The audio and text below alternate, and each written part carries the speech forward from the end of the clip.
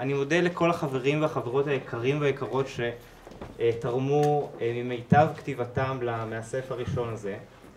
אני רוצה באמת להודות לחברי מועצת המערכת ולשותפים למחשבה, ואולי תודה מיוחדת ללואיס ולי ליינר שלא נמצאים כאן אלא בלוס אנג'לס, ובלעדיהם לא היה לא את כתב העת ולא את הערב הזה שתרמו ואפשרו בעצם את הפרויקט הזה. אני אפסיק עם התודות ואני אזמין את אחי, את יער חבר, לשאת את דבריו. תודה יער.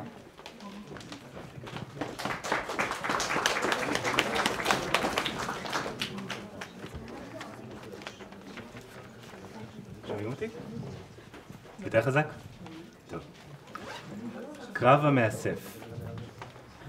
המאסף הנפלא והמרגש מכאן ואילך, שאת אנו חוגגים הערב, הוא פרי יוזמתו של אחי טל.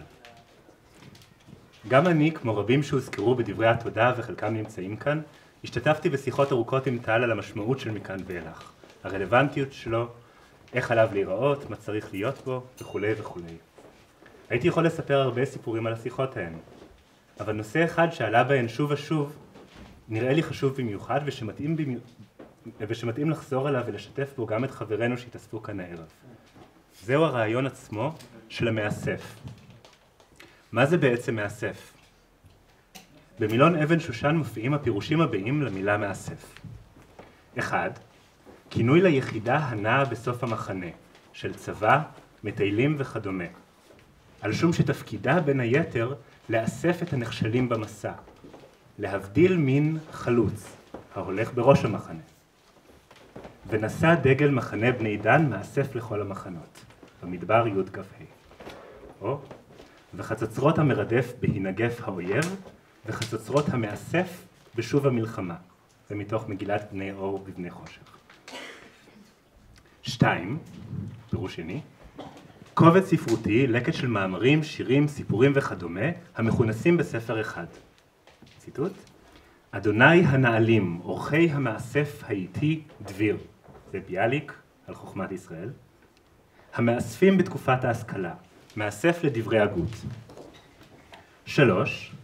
מכונית ציבורית המתעכבת בכל תחנה ותחנה, לאסוף את הנוסעים. להבדיל מן מהיר, אקספרס או ישיר, המתעכב רק בתחנות מרכזיות.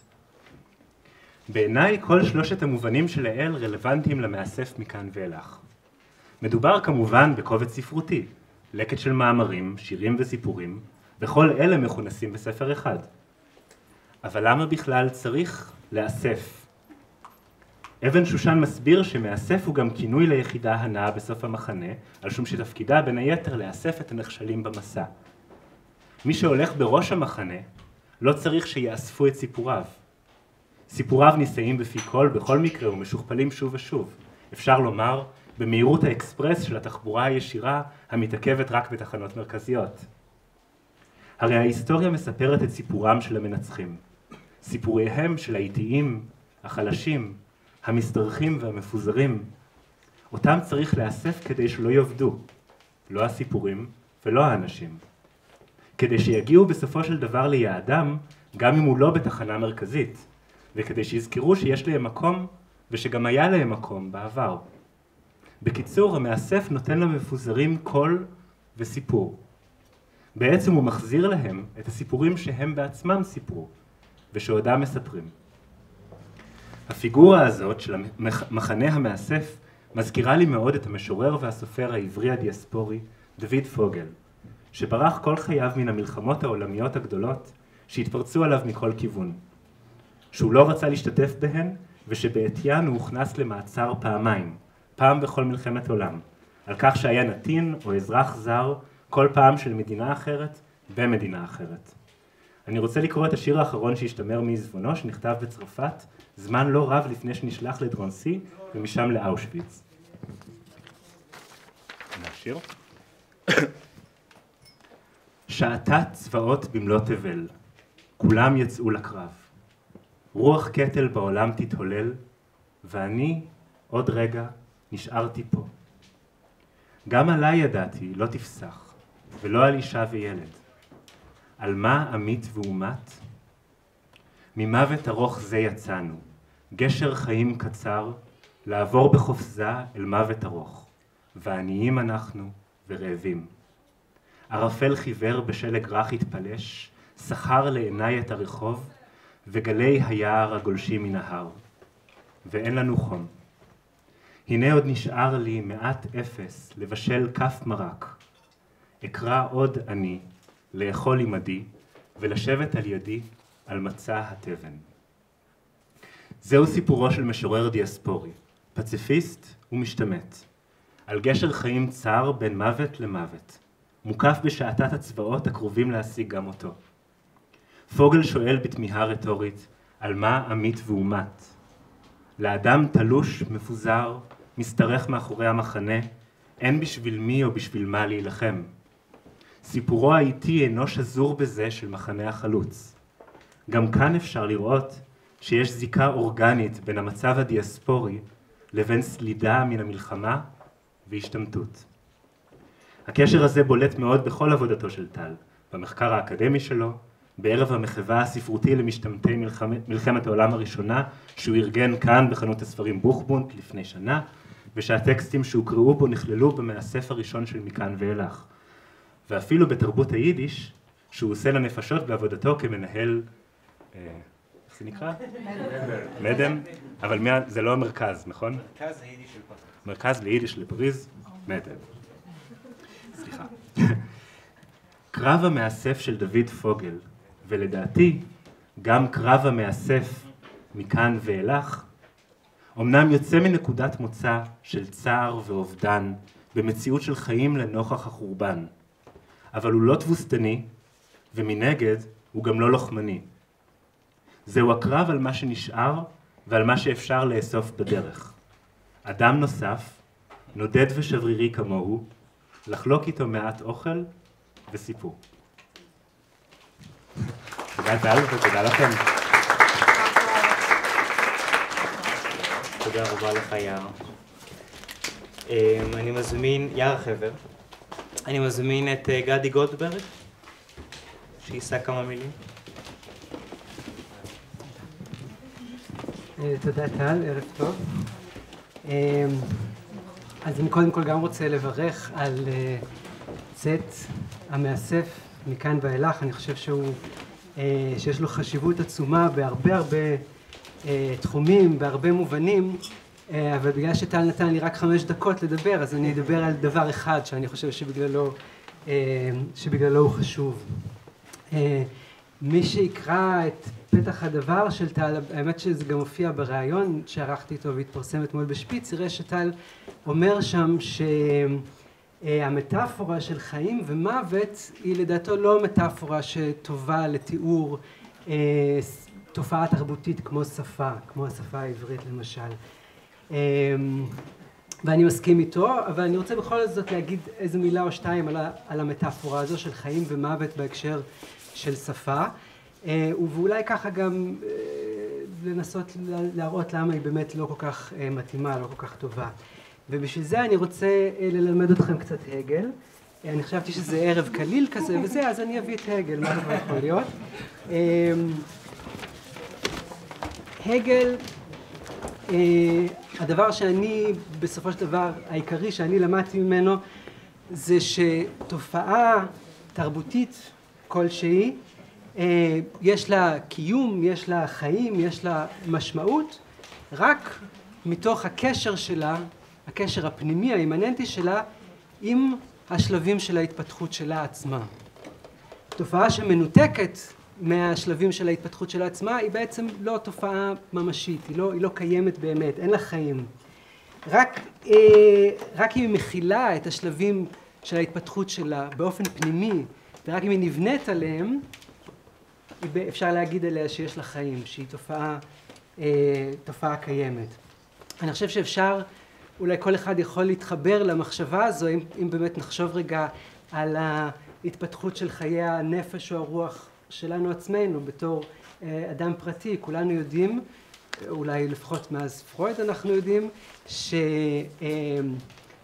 שהמצב שלי היום, המצב הנפשי שלי היום, הוא מכיל בתוכו את מה שהייתי כשהייתי בן 3, כשהייתי בן 15, כשהייתי בן 27, ושבעצם בלי שלבי ההתפתחות האלה, בלי לקחת אותם, להביא אותם בחשבון, לא הייתי מה שאני היום, בעצם הייתי משהו אחר לגמרי. אז בעצם תופעה תרבותית קיימת רק באמצעות קשר פנימי אל השלבים של ההתפתחות שלה, השלבים הקודמים, ופנימי זה אומר שזה לא משהו שכפו עליה, זה לא משהו שבא מבחוץ ומישהו הכריח אותה להיות כזו, אלא זה מה שעושה אותה למה שהיא, זה המהות שלה. אז זה דבר אחד שהוא אומר. דבר אחר שהוא אומר, זה שיש לכל תופעה תרבותית גם קשר לא רק להקשר ההיסטורי של ההתפתחות שלה, אלא גם קשר לתופעות אחרות בו זמניות בתחום שלה. כן, למשל, אם אנחנו מדברים נגיד על השפה העברית, סתם בתור דוגמה, אז יש לה לא רק קשר להתפתחות שלה עצמה במהלך ההיסטוריה, אלא גם למופעים השונים של השפה העברית הבו זמניים, היום, במקומות שונים, בכל מיני מקומות בעולם.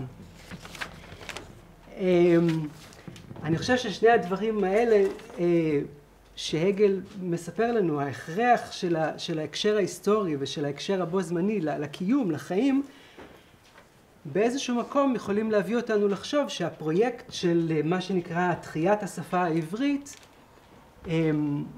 הוא בעייתי מאוד, כי כל עוד הוא רואה בעצמו באמת תחייה, כלומר מתכחש לשלבים שלו עצמו, של ההתפתחות שלו עצמו, קורא להם בעצם מוות. הוא אומר, אני תחייה, כלומר מה שהיה לפניי זה משהו מת, משהו לא קיים.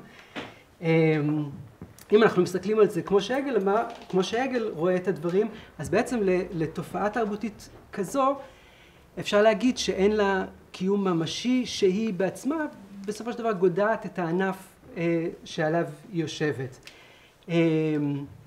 אני חושב שאתם יודעים גם, לפחות האנשים פה שעברו את מערכת החינוך הישראלית, את המכבש של מערכת החינוך הישראלית, יודעים שההכחשה הזו של השלבים הקודמים היא הכחשה שעובדת שעות נוספות, שפועלת מאוד מאוד חזק. אני יודע שעליי היא עבדה מצוין, ואני רואה בעצמי איזה מין תוצר ממוצע של מערכת החינוך הישראלית, אז אני מניח שגם אצלכם. אני יכול לספר לכם אולי איזושהי אנקדוטה קטנה שסיפרתי כבר פעם באירוע אחר, אבל רובכם לא הייתם בו, אז לא נורא. כשרק באתי לגרמניה, לפני 15 שנה בערך, אז עשיתי מין טנדם כזה עם מישהי שרצתה ללמוד עברית, ומטבע הדברים, אחד הדברים הראשונים ששאלתי אותה כשנפגשנו זה למה היא רוצה ללמוד עברית, בשביל מה המטרה. אז אמרה שהיא צריכה את זה בשביל המחקר שלה. אז שאלתי אותה מה היא חוקרת, על מה היא כותבת. אז היא אמרה לי שהיא כותבת על קהילות יהודיות בגרמניה, באזור מסוים בגרמניה, בימי מסעות הצלב. אז אמרתי, טוב, אז למה את צריכה עברית? עדיין לא הבנתי. אז היא אמרה, כי הקהילות האלה כתבו מכתבים לקהילות יהודיות אחרות, להזהיר אותם מפני הפוגרומים, ואפילו נותרו פרגמנטים של יומנים שנכתבו. ואמרתי, טוב, אז למה את צריכה עברית? כלומר, לא הייתי מסוגל בכלל להעלות על דעתי שיהודים בגרמניה בימי מסעות הצלב כתבו משהו בעברית. ולא חשוב כרגע אם הסיבה שהם כתבו בעברית זה כי הם רצו להסתיר את זה מהפורעים. עצם העובדה שזה בכלל היה אפשרי, לא יכולתי להעלות אותה על דעתי. אז באמת המכבש הזה עבד עליי ממש ממש טוב. ואני חושב שהחשיבות של מכאן ואילך היא שהוא לא מאפשר לנו להתכחש למופעים האחרים של העברית, בין אם אלה מופעים היסטוריים ובין אם אלה מופעים בו זמניים במקומות אחרים. גם מתוך התכנים שלו שאתם כולכם תקראו ותראו, וגם מעצם הנוכחות הפיזית שלו, הוא בעצם, אם אני אחזור למטאפורה של הנפש שלנו עצמנו, בעצם איזה מין טיפול פסיכולוגי כזה שלא מאפשר לנו לשכוח את הרבדים שאנחנו כל כך רוצים לשכוח ולהדחיק, על ידי המאמרים ועל ידי הפרוזה והשירה שמופיעה בו ומראה לנו באיזה מרחב העברית יכולה, צריכה וגם באמת פועלת, ועל ידי העיצוב שלו למשל, זה שהוא מתקשר, משוחח עם כתבי עת אירופאים אחרים בעיצוב שלו, בחלוקה שלו לנושאים.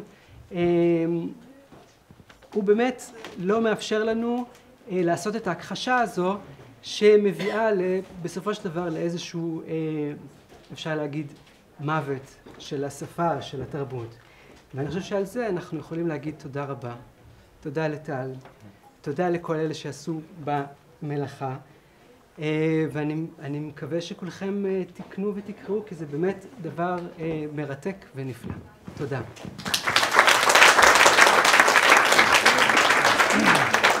תודה לך, גדי. אני מזמין את שרון הורודי לשאת כמה מילים.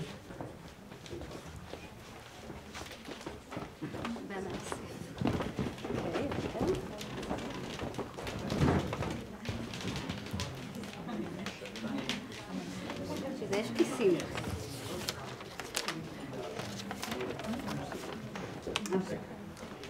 אני משערת שאני לא היחידה פה בחדר שמנהלת איתך יחסים מורכבים. אני לא חושבת שאפשר לדבר כאן במונחים של אהבה או שנאה, זה יותר משיכה ודחייה. יש לך את הצורך הזה להכריח אותי למגדר את הנמען, הנמענת, הנמענות או הנמענים שלי, או אותי, הדובר, הדוברת. את נותנת יד להבונות שמוצפנים בתוך מילים לבנות מאקונומיקה, לחשף, לחתר, לנטרל, ועוד כהנה פנינים שמסתירות פשעים. אבל כשאני קוראת משפט שכתב בך אנטון שמאס, לעתים אני מרגיש בכפל לאורך גופי.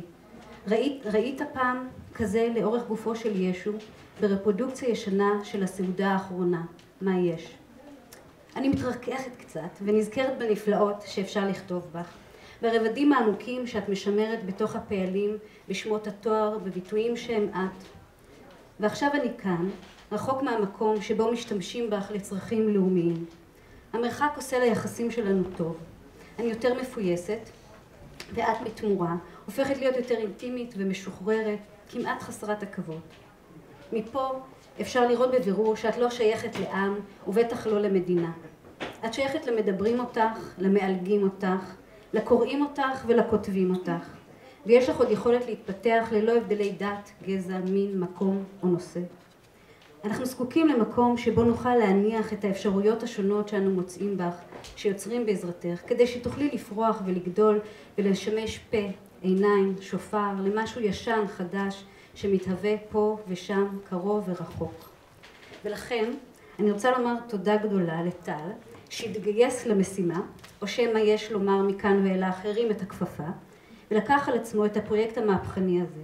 למרות כל הקשיים שעמדו בדרכו, והזמן שהמשיך להתקדם ולא חיכה לו עד שיסיים התחייבויות אחרות שעמדו בדרך, ובכל זאת, הגיעה השעה, והנה אנחנו כאן בערב ההשקה של הגיליון הראשון. אני מאחלת לך ולנו טל, שאחרי המאסף הראשון יבואו גם המאסף השני והשלישי ודור ב' וג', ואולי שיקום גם מאסף מתחרה. כי כותבים זקוקים לאכסניה טובה, להניח בה את תבואתם, ולקוות שיהיו מאלו שימצאו עניין במילים שנהגו ונכתבו בעברית. תודה.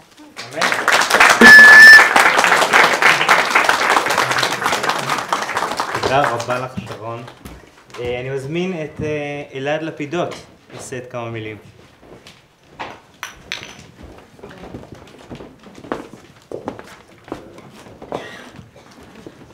Hätte ich nur Jiddisch sprechen können. I wish I could have spoken Yiddish, but who would have understood, except for Tal. So I will not speak Yiddish, I will speak another language. Tal, Mazal Tov, a great project. Personally, and as a מעשה, באמת מעשה גדול. I compare it to a kind of יציאת מצרים, sort of exodus, taking the language out, redeeming the language, so to speak, from the nation state, from sovereignty, ריבונות, כוח, we heard about the מכבש, and this is a kind of exodus, taking it from national egoism of self-definition of Hebrew and taking it out אל העולם, עולם, to the world, to the פזורה, תפוצה, דיאספורה, maybe we should call it not מאסף, but מפזר, a great project of Exodus. In the rabbinic midrash on Exodus, there is a short midrash about language. They ask why the first dibra starts with Anochi. Why not Ani? Why Anochi? And the rabbi's answer, Anochi is Egyptian. They came out from Egypt, they still speak Egyptian. So you still need to speak Egyptian. מה אני מבין מזה? Taking the language from the state is not yet taking the state out of the language. It was not the state of Israel that created the national language. במידה רבה, it was פרויקט המדינה שהתחיל כפרויקט לשון, as the project of the Hebrew. In many respects, political sovereignty started in linguistic sovereignty. So the great project, the great question for me, השאלה הגדולה, in the project of העברית העולמית, is how to take the language out, how to do an exodus of the language from the ריבונות of the language, from the linguistic ריבונות, sovereignty. And I have a proposal. My proposal is inspired by the Talmud, a great diasporic book, a great rabbi of our both said it, ספר עולמי, ספר תפוצתי, and inspired by the Talmud, I suggest a reconnection של העברית to the world, to the language of the world. I will call it rehyphenization. Rehyphenization like in Judeo-Aramaic, Judeo-Greek, Judeo-Arabic, Judeo-English, breaking monolinguism. זה בגדול ההצעה. And this kind of proposal gives another sense to the עברית עולמית. You suggested כמה משמעויות למה זה עולם. זמן, מקום. So I have another explanation of us. עולם, עברית עולמית, it's לשון שיודעת גם להיעלם. In order to give place and existence to other languages. As Rosenzweig says in the beautiful translation that you brought, פרוכת הלשון, המגלה מכסה. So my proposal for the next גיליון is the title לא שפה אחת, Back to Babel. תודה.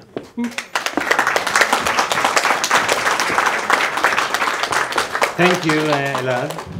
תודה, אלעד.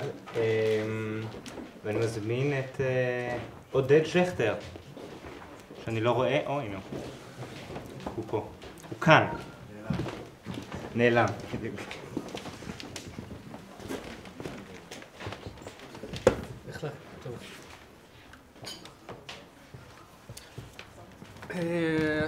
יחזיק לך את המיקרופון? זה יעזור. קודו לי.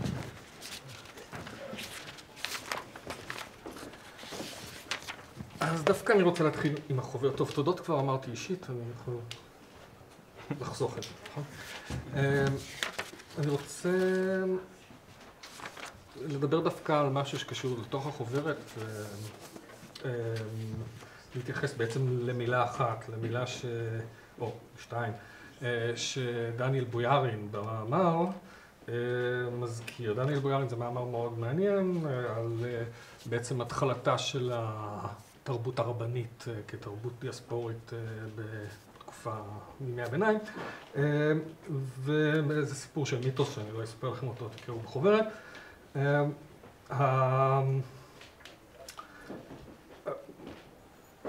מישהי שמופיעה בסיפור מודרת מהסיפור, בתוך הסיפור, ובעצם מתאבדת כדי לא להיאנס, ואין לה המשך בתוך הסיפור של יצירת התרבות הזאת. ודני בויארין מתאר את ההדרה הזאת גם כן, ואני רוצה להתייחס למילה אחת שהוא אומר, נדמה ששכחנו מישהי, כפי שהועד לעיל, קורותיה של דמות אחת בסיפורו של הרעב"ד, דווקא כן כרוכות בטראומה ובטרגדיה. כוונתי כמובן לאשתו של רבי מוישה, שהעדיפה לטבוע בים מאשר להיאנס. מדוע הכניס הרעבד לסיפור אותו פרט מאוס וכביכול מיותר? הוא חוזר על המילה מיותר, נדמה שאני מותיר, ובסוף הוא חוזר על זה דיאספורה מדירה מבחינה מגדרית. ועל המושג הזה של המיותר בהקשר של העברית, רציתי לדבר, אולי זה יכול להיות קצת ארוך, אבל אני לא אגיד לכם את הכל. המושג של המיותר, אני רוצה להתחיל כמובן במיותר שלנו, שאולי שיתקשר לסיפור הזה. המיותר הראשון שאני יכול לחשוב עליו במחשבה הפוליטית היהודית הנוכחית זה עזה, המקום שמיותר, המקום שאין לו בתוך הסדר הפוליטי העולמי אפשרות להתכנס פנימה. הוא ממשיך להיות מיותר ומודר. אבל בואו נעשה רגע גנאלוגיה של המושג מיותר, הגנאלוגיה של המילה בשפה העברית. ואני כמובן לא יכול לעשות את זה פה באופן מלא, אבל אני רוצה לקרוא לכם רק לרגע אחד את הדברים משמות רבה, שאומרים, רבי נחמיה אמר, מצטט איזה פסוק, נדמה לי מקהלת, ויתרון הארץ בחול הוא, או בכל. ועכשיו המדרש אומר, רבי נחמיה אמר, אפילו דברים שאתה רואה אותם מיותרים בתורה, כגון, עכשיו, מהם הדברים המיותרים? כגון תוספות של בית רבי, תוספות של רבי נתן, אף הם ניתנו למשה מסיני. או כגון ציצית, דברים המיותרים. מזוזה ותפילין, זאת אומרת שלושת הדברים המרכזיים של הפרקטיקה היהודית, מחוץ להווה, אף הם בכלל התורה. רבנן אמרו, ויתרון ארץ בחולי, אפילו דברים שאתם רואים אותם כאילו הם מיותרים בעולם, כגון, המשך לציצית ותפילין, זבובים, יתושים, פרושים, הם היו בכלל בריאתו של עולם. עכשיו, לא אתייחס לכל המדרש הזה, הוא מדרש מעניין, אבל המילה מיותר, צריך לבחון אותה לא רק בשפה העברית, אבל אני מתעניין עכשיו רק בהקשר ההרמנויטי הרבני הזה. היא בעלת משמעות של יתר. זה המשמעות הראשונה שלה. אם לרגע, הרגע הראשון כמובן של יתר בסיפור הרבני הזה הוא היתר של הציצית והתפילין שלכאורה לא מופיעים בתוך הטקסט בצורה שאנחנו מכירים אותה, בתוך הטקסט המקורי, אבל היתרון הזה הוא ראשוני. זה הלוגיקה. והיתרון והמושג השני הוא כמובן שנשמע לנו כבר יותר נכון, אבל הוא עדיין לוגיקה שונה לגמרי עם המושג המיותר שלנו, אני חושב, תכף נדבר על זה. זה המיותר של הפרעוש, של הזבוב וכו'. הדבר הזה המיותר שלא רצוי פה. עכשיו,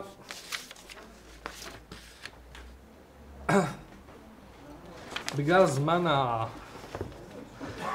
המיותר המודרני, אני קופץ באמת את כל הסיפור של הגנאלוגיה, המיותר המודרני, בניגוד למיותר של הפרעוש, הפרעוש יש לו טבע, שהוא לא טבע מקורי לכאורה וכו', וככה זה ציצית והתפילין, המיותר המודרני אין לו טבע משלו. המיותר המודרני הוא,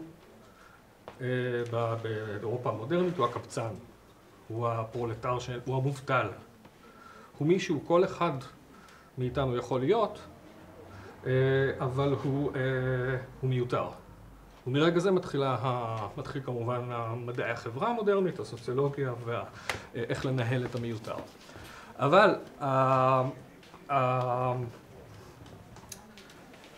באותו רגע שבו נוצר, וזו נקודה חשובה שגם אי אפשר ממש לעמוד עליה, אבל כיוון שזה בהקשר של עברית בברלין וכולי, אני רוצה להביא את העמדה הראשונה והיחידה אולי, נגרי קרא לשפינוזה משהו על שאלת המקום שלו במודרנה, הוא בעצם לא חלק מהמציאות בכלל באופן מסוים.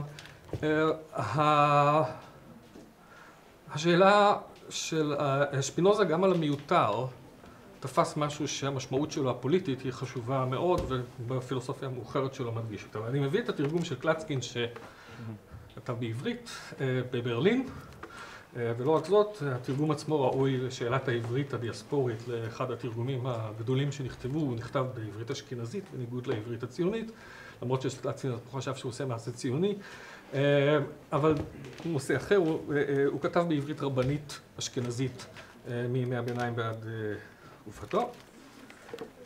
ובסוף החלק הראשון של תורת המידות, האתיקה של שפינוזה, קלצקין בתרגום הנפלא שלו אומר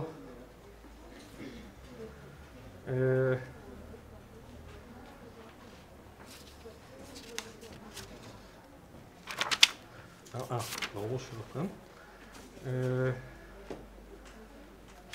כן, שנייה אחת, כי אני צריך... בזה אני... סליחה. כן. זה ראוי להרבה בירור, אבל אני אומר את זה... קלצקין אומר בנספח לחלק הראשון של האתיקה של שפינוזה, סופו שפינוזה אומר, ואם תמצא לשאול, מפני מה לא ברא אלוהים את בני האדם באופן שיהיו נשמעים למצוות התבונה בלבד? הרי הנה להשיב לך רק תשובה זו. מפני שלא היה חסר את החומר כדי לברוא את הכל, מן המדרגה התחתונה עד המדרגה העליונה שבשלמות. ובמילים יותר מכוונות, מפני שחוקי טבעו היו די מרווחים עד שהספיקו להיאבק כל מה ששכל אינסופי יכול לתפוס בהשגתו, כפי שהוכחתי במשפט ט"ז חלק זה. עכשיו, רק לתת שנייה אחת את הרקע לזה, מול זה, ואז אני אחזור לעברית ולעזה.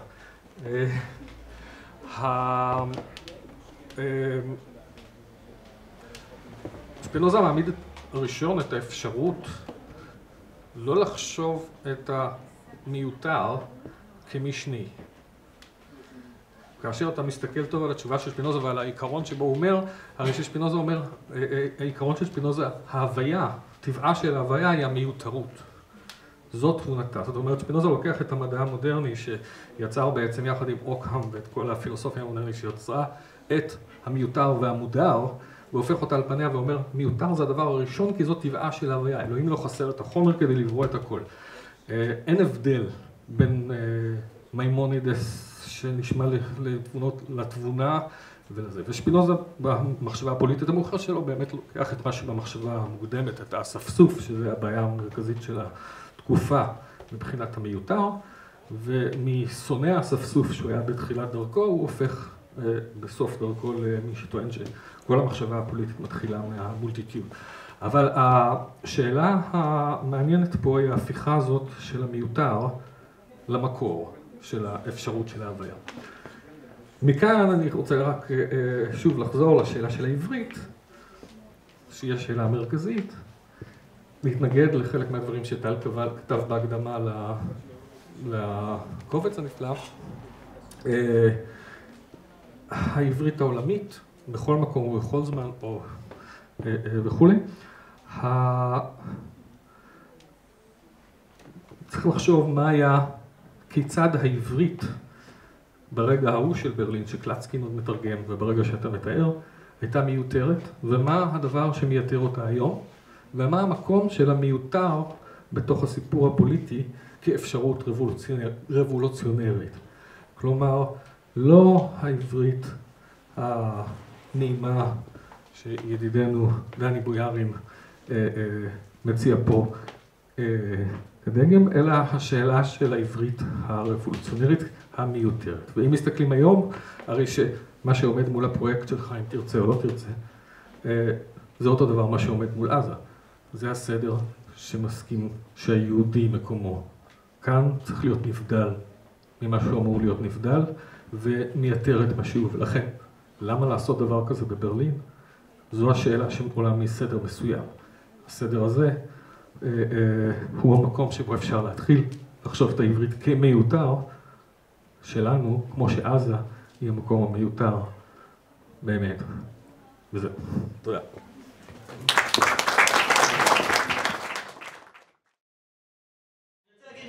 אחת על שמעון רבידוביץ' שמוזכר במאסף הזה בשני מקומות שונים. מכל שלל האנשים שהיו פה בברלין בכל התקופות והזמנים, שמעון רבידוביץ' הוא השם לדעתי הראוי ביותר שיחזור לשפתותינו כאן בברלין. שמעון רבידוביץ' היה יהודי פולני שברח או עזב יותר נכון את פולין הארוסה והגיע לברלין ב-1919. עוד 3 שנים אנחנו יכולים לחגוג 100 שנה להגעתו לברלין, שהגעתו לברלין היה בעצם רגע היסטורי חשוב בצורה בלתי רגילה לתרבות העברית בברלין בשנות ה-20 וה-30. שמעון רבידוביץ' הקים כאן בברלין שורה של מפעלים תרבותיים שכוללים בתוכם הוצאת ספרים, בדיוק מה שיש לנו כאן, ערבים ספרותיים. הוא היה אורחו של כתב העת אולי החשוב ביותר העברי, התקופה, אולי בעצם כתב העת החשוב ביותר בכל הזמנים, שגם אני רוצה לומר אולי מילה אחת על התקופה. ושמעון רבידוביץ' הקים פה בשנות ה-30 המוקדמות, התחיל ב-30 ובאופן רשמי בשנת 1931 הקים בברלין את ברית עברית עולמית, שמי שיקרא את הדפים הראשונים של המאסף הזה יבין מיד את החשיבות של השם ברית עברית עולמית למפעל הזה. והעמדה של רבידוביץ', חשוב לומר את זה, בשום פנים ואופן אנחנו לא יכולים לומר שהוא היה דיאספוריסט מוחלט במובן של מתנגד לציונות, שהייתה תנועה מאוד חשובה בקרב ההבראיסטים של ברלין. רבידוביץ' לא ראה את עצמו כאנטי ציוני, הוא ראה את עצמו כמקדם של העברית. הוא לא היה אומר העולמית, אני חושב שהוא היה מסכים איתי אם הייתי אומר, לא יודעים מה היה קורא את ההקדמה שלי. הוא האמין שמקומה של העברית הוא בעולם כולו, והתפיסה המרכזית שלו היא תפיסה של שותפות בין מה שהוא כינה בבל וירושלים. אני לא רוצה להיכנס לתפיסתו. מה שחשוב לומר זה שהוא ניסה והצליח בצורה יוצאת מן הכלל להקים ולתת ביטוי בחינוך ובתרבות ובהוצאות ספרים ובהוצאות כתבי עת לעברית בעולם, בתפוצות, בכל המקומות, ונתקל בשורה של התנגדויות מצד שאר הגורמים והארגונים ההבראיסטיים שהיו קיימים בעולם, שבשנים האלה כיוונו יותר ויותר את המרץ ויותר ויותר את המשאבים למיקומה של העברית בטריטוריה ספציפית אחת בארץ ישראל. ורבידוביץ' טען שוב ושוב כאן בברלין, אתם יכולים לדמיין לעצמכם ריבים בבתי קפה והרצאות במועדוני תרבות, שהוא חזר והדגיש את החשיבות של ברלין בתפוצות, במושג שהוא אומנם לא טבע, אבל השימוש שלו במושג תפוצות יש לו חשיבות בלתי רגילה גם להיסטוריה של המושג הזה. ורבידוביץ', אתם יכולים לקרוא עליו כאן, עזב, ברח מגרמניה הנאצית לאנגליה, ללונדון, והוא המשיך את העבודה ההבראיסטית שלו באנגליה, בזמן שהוא כותב שבאירופה לא נכתבת אף מילה עברית, מה שלא לגמרי נכון, כי אנחנו יודעים היום, הוא לא יודע את זה, שעברית המשיכה לצאת לאור גם בגטאות לאורך כל המלחמה,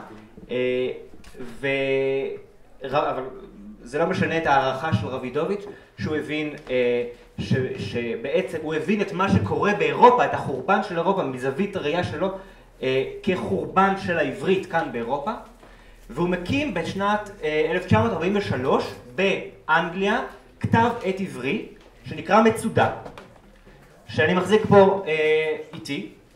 תבינו אם לי לקח 7 שנים, אני לא רוצה פה להשוות, כן, זה להבדיל אחד מאוד מאוד מאוד גדול.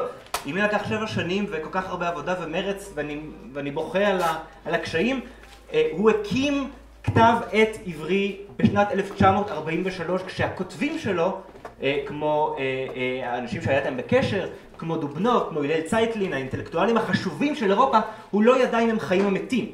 הוא כותב, אם תקראו את המסמך המדהים הזה, שיצא בלונדון ב-1943, אתם רואים אותו מתייחס אל האינטלקטואלים הגדולים העבריים של התקופה, והוא פשוט לא יודע אם הם בחיים. עכשיו, מצודה שיצא לאור בהוצאת ספרים שהוא הקים ערערת, אתם יכולים להבין מיד מהשמות האלה, מצודה וערערת, את הפתוס ואת סוג הכוונה שהייתה לו, האמונה שהוא חי בתקופה של המבול. המצודה הוא בעצם כתב העת העברי, האינטלקטואלי, הרציני, האחרון בתפוצות. זה לא יפה לומר, כי היו עוד הרבה בארצות הברית, ואני חושב שאני כבר רואה אנשים שמעניינים בשלילה, בסדר גמור. אני חושב שעם מותו של רבידוביץ' ב-1957, האופציה של עברית, של מרכז רעיוני בכתב עת, בעברית, במקומות שאינם בארץ ישראל, במידה רבה נעלם, ומה שיש לנו זה בעצם כתבי עת טובים פחות או יותר, שכולם רואים את עצמם כפריפריים למקום שהפך בעצם בפעם הראשונה בהיסטוריה מאז, ככל שאנחנו יודעים, 2,500 שנים, למקום היחידי שיש בו, שבעצם נתפס כמרכז של העברי. רבידוביץ' נאבק בזה ויצר את מה שהוא יצר עד נשמתו האחרונה. ואני, כשאני חשבתי על איך צריך להיראות מכאן ולך, אני חשבתי על מצודה, שבצבע שלה קצת הזכירה לי גזע של עץ, וחשבתי שאני פשוט אניח את מכאן ולך מעליו עלים וענפים שיוצאים מתוך הגזע הזה, שאומנם נדמה שהוא גדוע, אבל הוא לא גדוע, הוא כאן, ואני מאוד מקווה שהגיליון הבא אולי יהיה בצבע של פירות, או של, אני כבר לא יודע, אבל כפי שאתם רואים הפורמט הוא זהה, וגם כל מי ששאל את עצמו למה מכאן ולך נראה כמו שהוא נראה במרכזו, אני אראה לכם שפשוט מבחינתי הרעיון היה להסביר שלא מדובר כאן, סליחה, לא, בסדר, אני מחזיק את זה יותר חזק. שהרעיון לא היה לעשות כאן איזשהו משהו חדש, איזשהו משהו רבולוציונרי, איזשהו משהו שנוצר יש מאין, אלא להגיד, יש כאן פעילות אברהיסטית, פעילות עברית שהייתה כאן, היא נקטעה על ידי רצח, ואנחנו באים אליה מחדש, כמובן, זה רק ההתחלה, אני חושב שחלק מהמחויבות שלנו זה לבוא ולהכיר את מה שהיה כאן קודם. להכיר את מה שהיה כאן קודם, ובפרט שמעון רבידוביץ' שמדבר אלינו בצורה כל כך חזקה היום, כשהוא מנסה להסביר את הנוכחות ואת החשיבות של עברית בעולם כולו. רק דבר קטן על התקופה, גם החלוקה הזו למאמרים, סיפורים ושירים, למי מכם שמכירים קצת את ההיסטוריה של הפובליציסטיקה העברית, יכול מיד לראות שזו החלוקה של כתב העת התקופה, שהיה גם כתב עת בתנועה, שהיה באודסה ובוורשה ובברלין, ערוכים דוד פרישמן ושמעון רבידוביץ' ואחרים, וגם העיצוב עצמו של העבודה הטיפוגרפית של אנה, שכבר לא איתנו, היא יצאה, שאני מאוד מודה לה על העבודה המדהימה הזאת, גם השאר, בעצם מתכתבת עם העבודה הטיפוגרפית של התקופה, שהיה נטול, נטול תמונות, חוץ מהכותרות שבעצם זכו לפיתוחים הטיפוגרפיים היפים האלה. זה המשך בעצם להתכתבות של מכאן ואילך גם במישור הגרפי עם העבר ובעצם המסורת העברית של כאן, של ברלין. זהו, זה רציתי להגיד לכם כי חשבתי שזה לא כתוב בשום מקום ושזה יכול להיות מעניין לחלק מהאנשים פה, ואני מציע לכם, אני פותח פה בעצם את הדיון.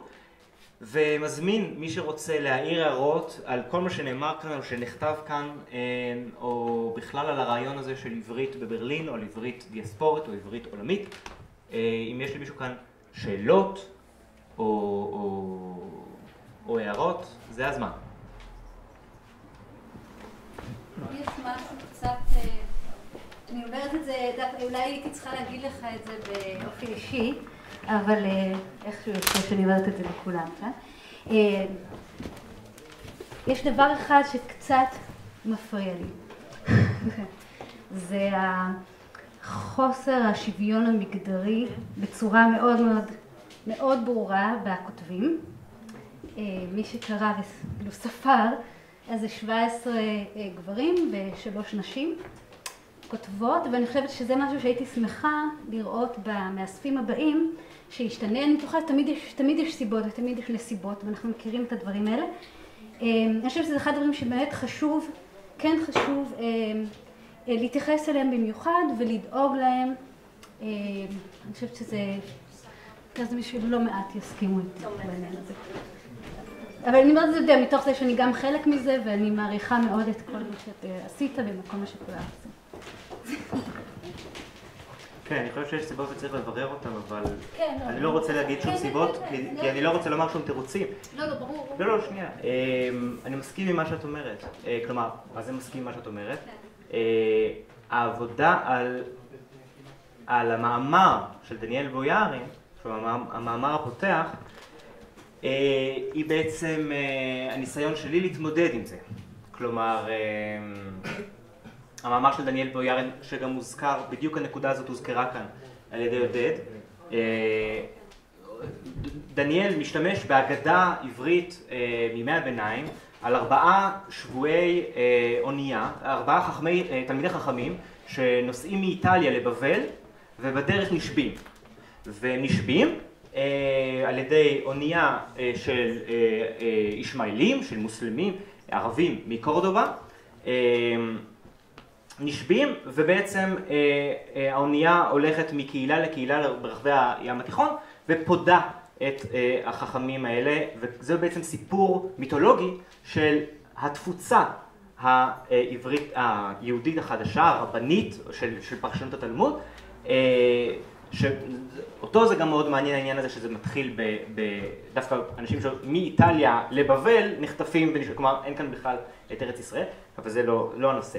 אחת הדמויות שנוסעות בתוך אותה האונייה זו אשתו של רבנו משה. אני פשוט אומר את כל זה כי עודד פשוט התייחס לזה מאוד בקצרה ואני רוצה לתת את הקונטקסט. אשתו של רבנו משה, שבעצם הסיפור באונייה מתחיל בזה שרב החובל מקורדובה רוצה לאנוס אותה. ואשתו של רבנו משה שואלת בלשון הקודש את בעלה, את משה, האם הטובעים בים זוכים בעולם הבא? אני זוכר את זה נכון? כן. והוא מצטט לה פסוק מהמקרא שבעצם אומר לה כן, ובעצם מכשיר את טביעתה בים. היא קופצת לים וכך שומרת על טהרתה ולא מחוללת ובעצם מתאבדת. ומה שעושה דניאל, הוא שואל את עצמו למה בכלל צריך את הסיפור הזה. כלומר, למה בכלל נכנסת האישה בתוך... למה צריך אותה? הוא אומר, כביכול מיותרת. כביכול היא מיותרת לסיפור הזה. למה בכלל צריך אותה לסיפור הזה של תפוצה חדשה? ומה שהוא עושה, הוא שואל את השאלה, מה זו... האם יש לנשים דיאספורה?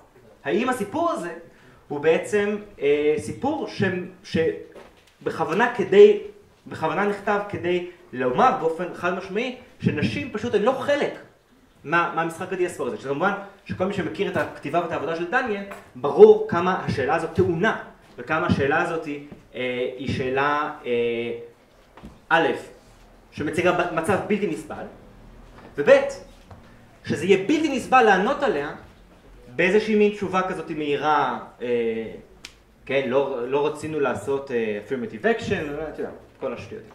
ומה שבויארין עושה, הרי המאמר שאני תרגמתי הוא מאמר מספר שלם, והנושא הזה מפותח בהמשך הספר, אבל הוא לא נותן תשובה.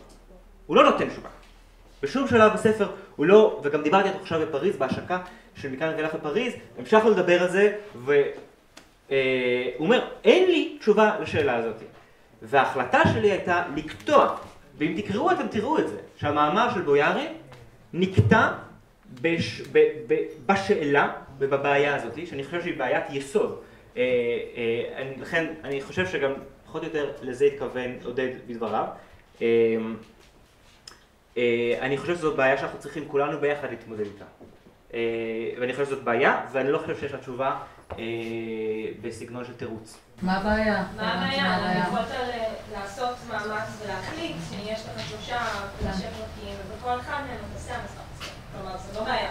זו שאלת התמודדות, ואני מאוד מעריכה במה שעשית, אבל זה באמת הדבר הזה שאנשים פתחו את זה, וזה הדבר הזה שלא, יש ספרות, יש משוררות, יש כתבות, ואפשר היה...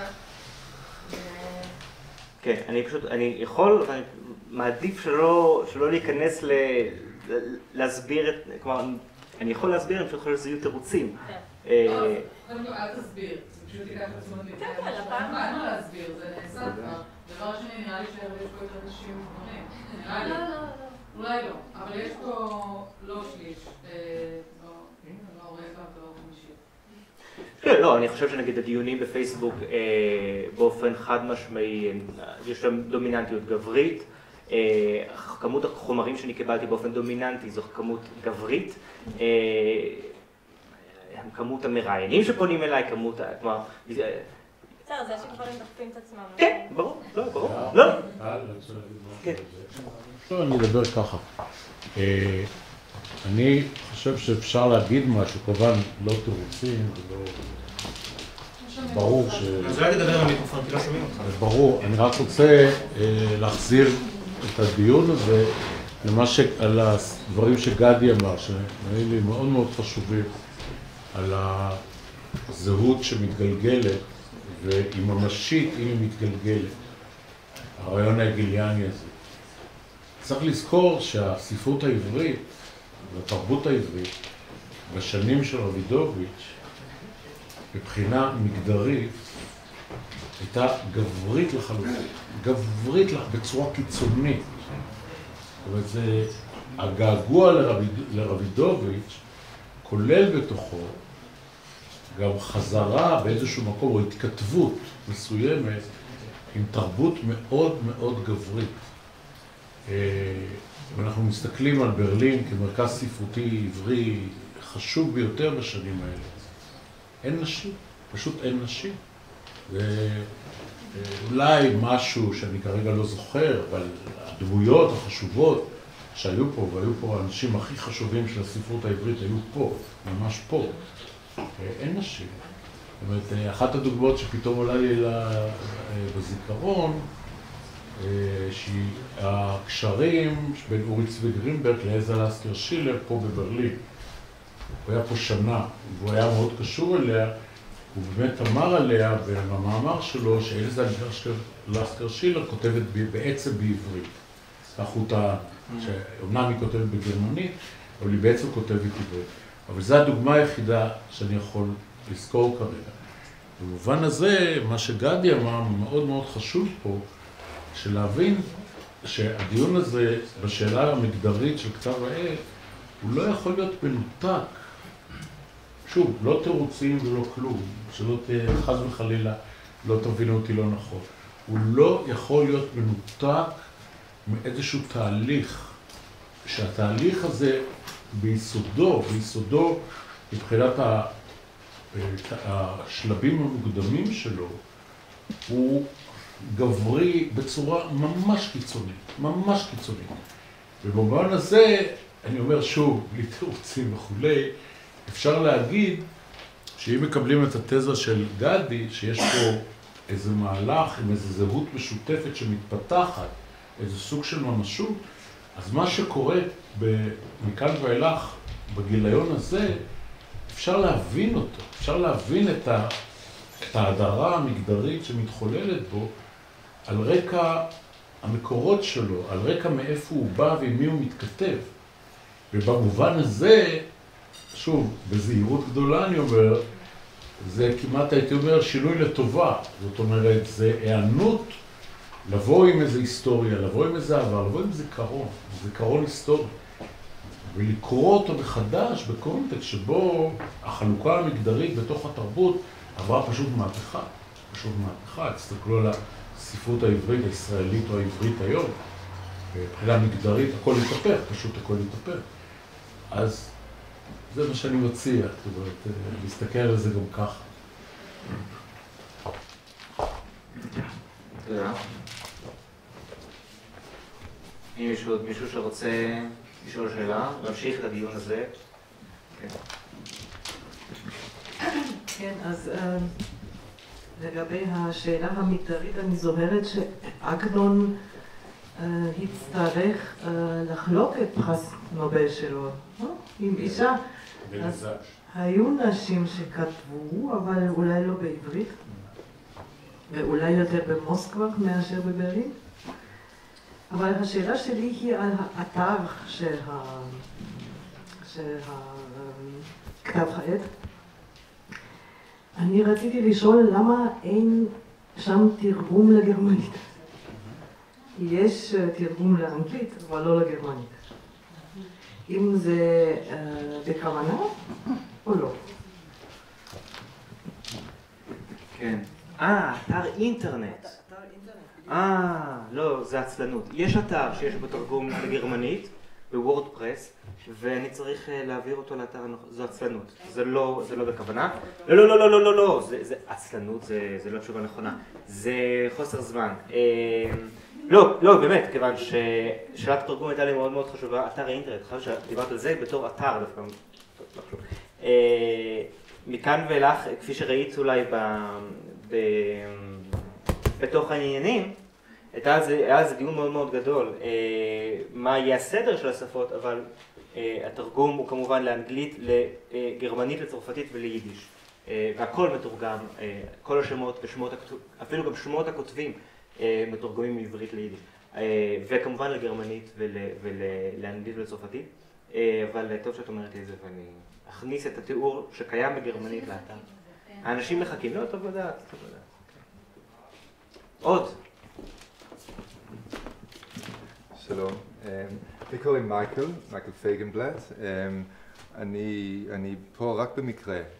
אני פה שהוזמנתי על ידי אלעד לכנס, והוא לא נתן לי מספיק זמן לדבר, אז אמרתי, אז אולי אני אדבר שוב פעם עכשיו. אני רציתי רק קודם כל גם לברך אתכם על הדבר המדהים הזה, וגם להגיד לכם, אני בא מזווית אחרת לגמרי.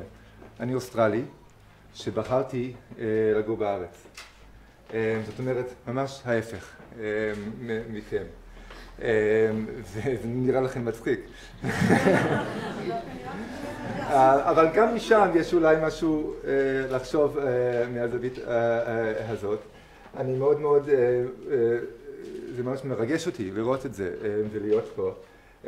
אבל אני רק רציתי גם להעיר על זה זה גם חשוב בשבילי להגיד, לחשוב, כי אני יודע שהרבה אנשים פה מבקרים את הארץ, אני גם מבקר את הארץ, ואולי באתם לכאן בגלל כל מיני סיבות פוליטיות ואחרות, וזה ממש מובן ואפילו משובח מצידי.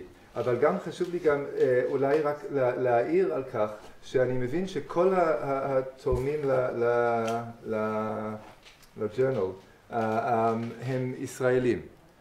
לעומת רבידוביץ', שלמד את העברית, לא? אלעד, מה? זרקת אותי.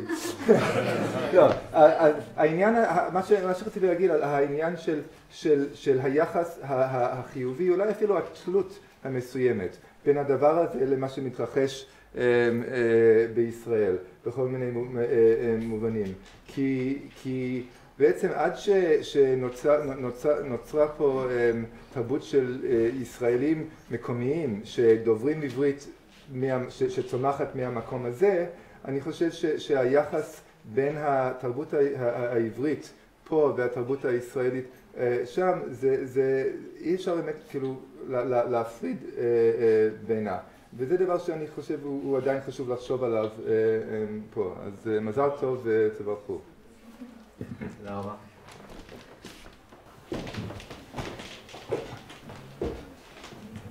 מי עוד רוצה לומר משהו? שאלות? הערות? בואו דבר. שאלה? עם המיקרופון. דווקא שאלה לאלעד. אתה רוצה אולי קצת להרחיב על ההצעה שלך לגיליון הבא? זה נשמע היה מעניין, וזה היה ממש על קצה מזלג. בא לך אולי לתרום לבריינסטורמינג הזה?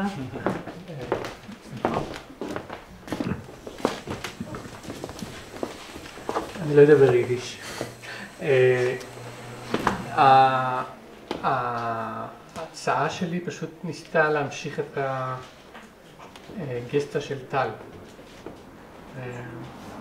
ולנסות לחשוב, זאת אומרת, אני רואה פה איזשהו סוג של חזרה, סוג של יציאה, קראתי לזה, חזרה.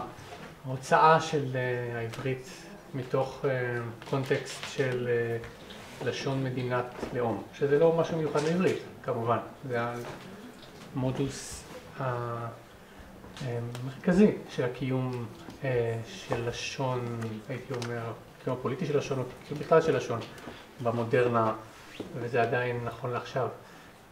הדבר המעניין של העברית, זה כמובן שיש לפני גם. בשונה מתהליכים של בניית שפות לאום משפות מדוברות ליצירת ספרויות, בעברית כאילו ככה משהו הפוך, הרבה מובנים. שפה ספרותית שכדי להפוך לשפת לאום, כאילו לדבר אותה. אז מה שקורה פה זה חזרה לעבר שהוא לא מדומיין. טל בנה עץ, זאת אומרת, יש פה גזע, ולגזע הזה גם יש גזעים. כלומר, אפשר ללכת עוד יותר רחוק עם העניין הזה. אז המחשבה שלי הייתה, אוקיי, יש פה לא רק ניסיון לכתוב משהו חדש, אלא ניסיון לחדש איזשהו משהו שהיה כבר. ומה שניסיתי להגיד זה שהשלב הראשון של היציאה מהמצב הקיים הוא שלב הכרחי, אבל הוא לא מספיק.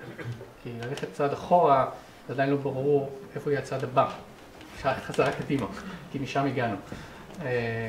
אז במידה רבה, העברית, הפרויקט של העברית, גם בברלין, לפני שהפכה להיות שפת לאום, את השפה משכילית, כלומר, היה תהליך שלם של בנייה של לשון, שבמידה רבה הכינה קיום לאומי, הכינה שפת שבאיזשהו שלב הפכה להיות שפת מדינה, אבל זה היה בשלב די מאוחר.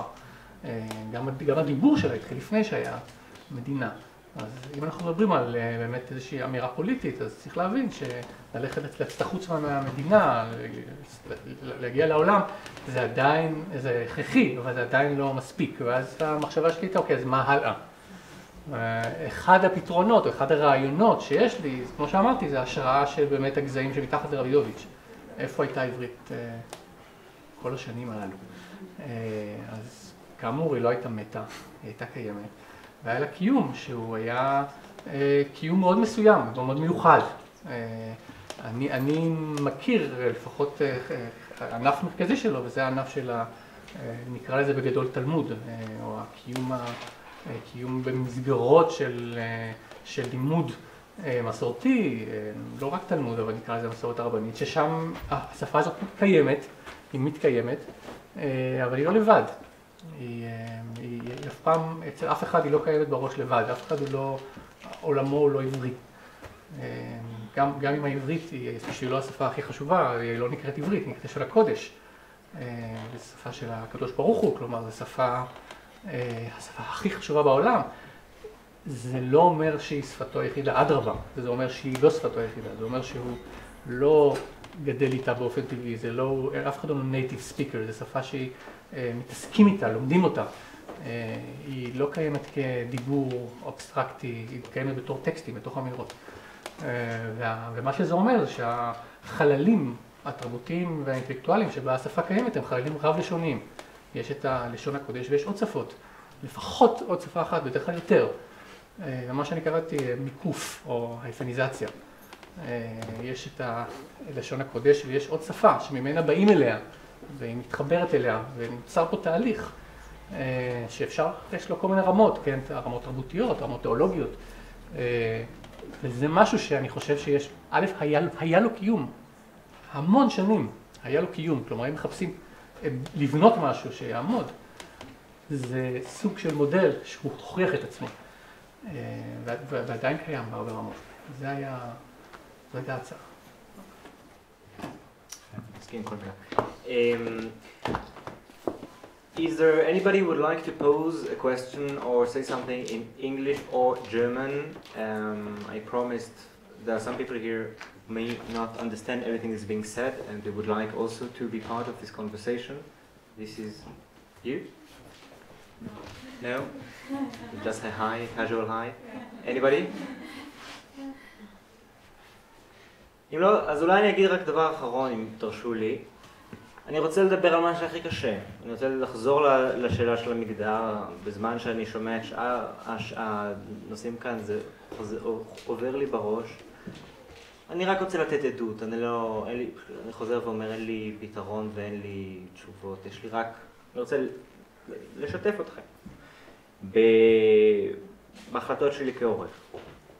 אני חושב ששאלת ההדרה של נשים היא באה לידי ביטוי לא רק במספר הכותבות, כן, זה גם מעניין, כיוון שאחת התגובות שקיבלתי מיד אחרי שזה יצא, למה אין נשים? ואמרתי, אבל נכון, אין הרבה נשים, אבל יש נשים. והבן אדם שאמר לי את זה מאוד מאוד התבלבל, ואני חושב שההדרה הזאת היא רפלקס.